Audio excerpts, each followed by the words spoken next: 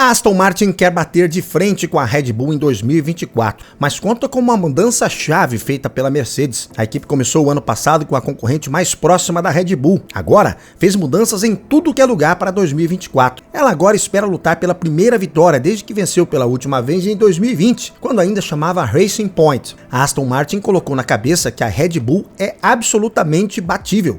O diretor técnico Dan Fallows se diz muito satisfeito com o que já conseguiu alcançar, mas este é apenas o primeiro passo.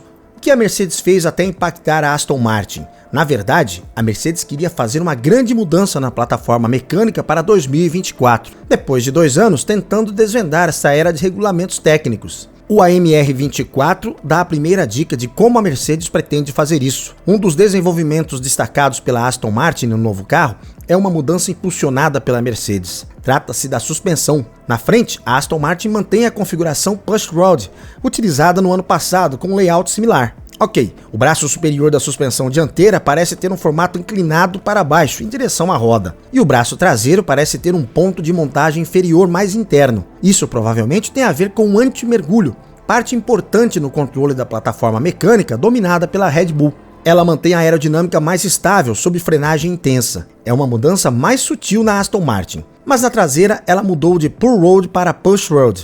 E é aí que a Mercedes entra. A Aston Martin usa a caixa de câmbio e a suspensão traseira da Mercedes como parte do acordo de fornecimento. Portanto, o fato de a Aston Martin agora ter uma configuração traseira pushrod merece atenção. Ela significa que a Mercedes tem a mesma coisa. Como diz Dan Fallows, trata-se de uma herança. A configuração da suspensão traseira pushrod oferece melhores oportunidades aerodinâmicas. O pull rod e o pushrod fazem praticamente a mesma coisa. Um puxa e o outro empurra o balancinho para ativá-lo. Mas essa configuração apresenta algumas vantagens. Como o pushrod é montado internamente no alto e externamente mais baixo, a caixa de câmbio fica um pouco mais estreita na frente. Com isso, o fluxo de ar é mais limpo na parte traseira do carro. A Aston Martin diz que o design da suspensão traseira foi otimizado para maximizar a eficiência do fluxo de ar ao redor da asa traseira.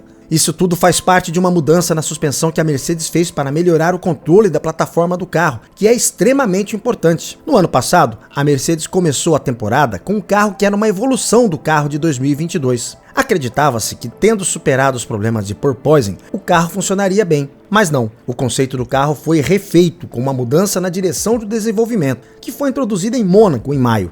Porém, essa mudança foi apenas parcial, já que a Mercedes estava limitada pela arquitetura do carro. Como resultado, era esperado que o design do monocoque fosse modificado. Agora, a gente sabe que a suspensão traseira foi mudada para a configuração pushrod, mas não é só isso. Tem também o aumento do nível de anti-afundamento na suspensão traseira. Uma pista disso é o ângulo vertical entre as pernas dianteira e traseira do braço superior da suspensão. Como a perna dianteira agora está montada internamente mais baixa do que no ano passado, a perna traseira agora está bem mais alta, criando um ângulo maior. Tudo isso é para melhorar o controle da plataforma e deve facilitar a pilotagem do carro baixo para gerar downforce sem tocar o chão. Não ficou claro se a Mercedes também incorporou isso, já que as imagens da Aston Martin não mostram essa área com clareza. Talvez seja um segredo guardado por enquanto.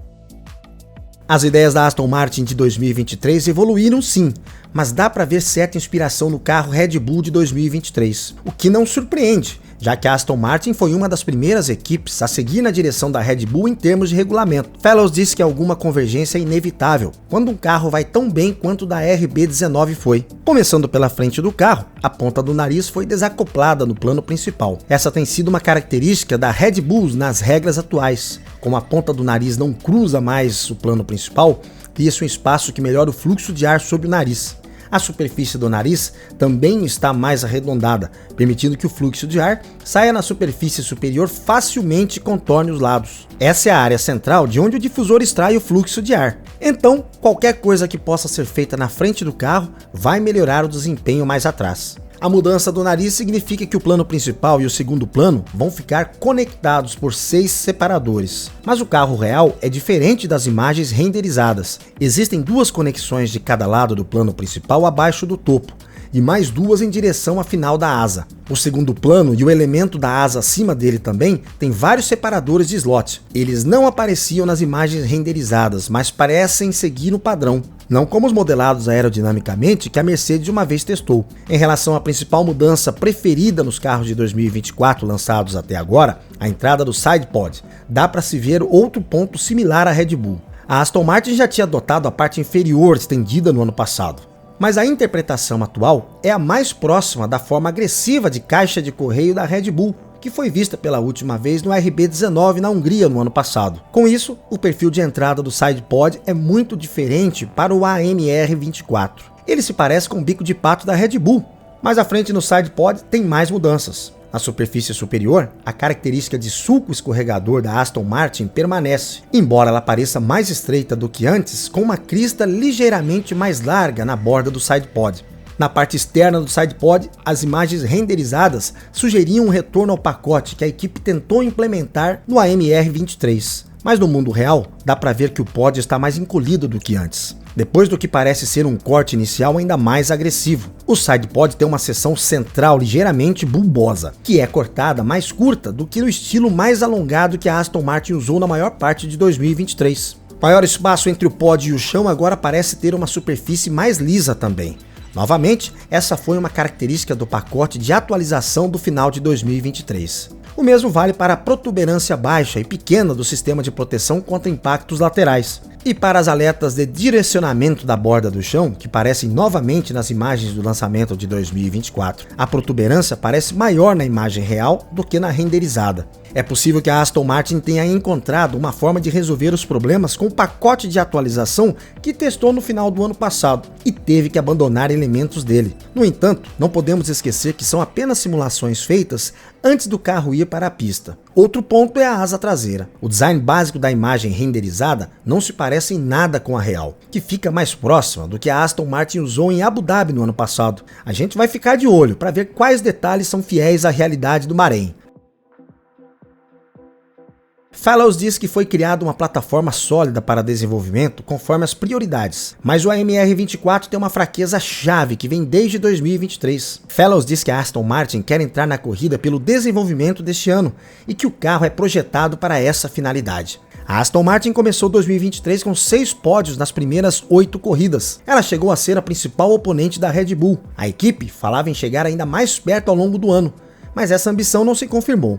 E a Aston Martin despencou do 2º para o 5º lugar no Mundial de Construtores. Muitos adversários melhoraram ao longo do ano, como McLaren, que saiu da rabeira para a frente do grid, mas o ritmo da Aston Martin também caiu. Na segunda metade do campeonato a coisa ficou difícil. Para Alonso, diz, a equipe talvez tenha percebido tarde demais que seguiu a direção errada. A questão é, por quê? Além do desempenho dos rivais, alguns circuitos mascararam fraquezas do AMR23. Barcelona expôs as dificuldades da equipe em configurar o carro para uma gama ampla de velocidades de curva.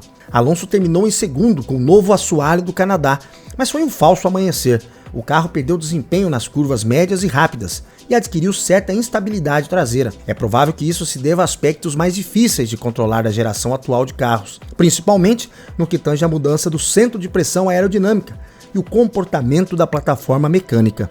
Após várias atualizações e experimentos no fim do ano, a equipe voltou ao básico com um pacote misto que funcionou bem. A equipe provou que entendeu como tirar o melhor do carro. Fellows diz que esse trabalho foi relevante para o carro de 2024. Como resultado das lições do ano passado, a equipe espera introduzir atualizações como confiança. Uma consequência do nível de desempenho do AMR24 é provavelmente o futuro de Alonso. A Aston Martin quer manter o bicampeão mundial para 2025 e 2026, mas Alonso tem saído pela tangente. Alonso já disse que a Aston Martin é prioridade, mas disse também que passaria por algumas fases nesse ano antes de decidir sobre o futuro. Na primeira fase, ele quer decidir se deseja continuar correndo, e se é a palavra de Alonso, não nossa. Isso é em parte reflexo do calendário abarrotado de provas. Vão ser mais fins de semana de corrida e mais compromissos de marketing. Se o espanhol sentir que as opções não enchem mais os olhos, ele pode decidir que já deu o que tinha de dar. Explorar as opções é a seguinte fase. Acontece que o mercado de pilotos está mudando depois da decisão de Lewis Hamilton de trocar a Mercedes pela Ferrari em 2025. Isso abre uma porta na Mercedes para Alonso. Ele diz que não houve conversas, mas sabe que pode estar aí uma oportunidade bem melhor do que liderar a Aston Martin. Alonso diz que confia nos planos da Aston Martin, mas ele também sabe que isso precisa se traduzir nas pistas. a começar pelas melhorias que ele adoraria ver nos testes, como melhor desempenho em curvas de alta velocidade e melhor velocidade em linha reta. Se o AMR24 não proporcionar o que Alonso espera, ele vai explorar a posição privilegiada que tem no mercado de pilotos. O espanhol é um dos apenas 3 campeões mundiais no grid, e é o único disponível. Alonso sabe que muita gente vai perguntar sobre isso já nos primeiros meses do ano, então ele não tem pressa em se comprometer, porque sabe que talvez a Aston Martin precise muito mais dele do que ele da Aston Martin.